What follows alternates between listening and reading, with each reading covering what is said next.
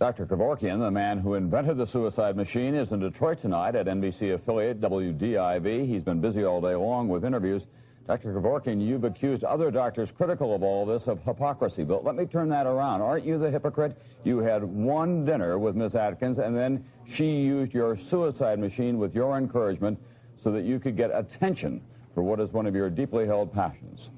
Well, I suppose you could have judged it that way. That's anybody with that opinion, fine. You could never change anybody's opinion. I don't think so, but I may be.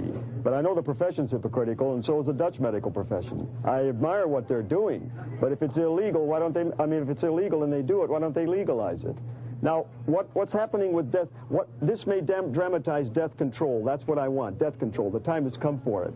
You know, the medical profession, years ago, 2 generations ago, were opposed equally to birth control. What they're saying now was the same thing they were saying then, and they imprisoned this Margaret Sanger who was fighting for birth control. They made her leave the country. That's happening now with death control. But ultimately, isn't this doctor as God determining when death will come and under what circumstances?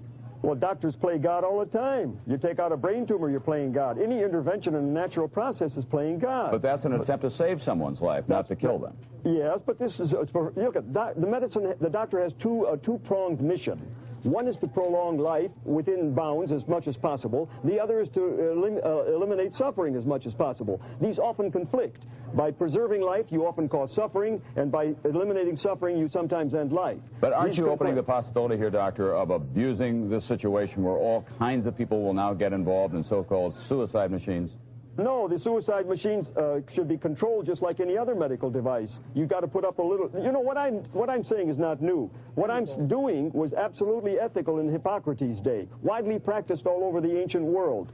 Then the Pythagoreans came along, a little pagan religious sect that made everything like this taboo, and then when Christianity came in, it adopted the Pythagorean principles and made everything taboo, and that's why we have these problems. Briefly, I'm doing what was ethical in Hippocrates' day. Briefly, are you prepared to go to jail as a result of all this? No, because there's no law in Michigan against this. So you're confident you will not? Pardon? You're confident you will not go to jail? I'm confident I am not.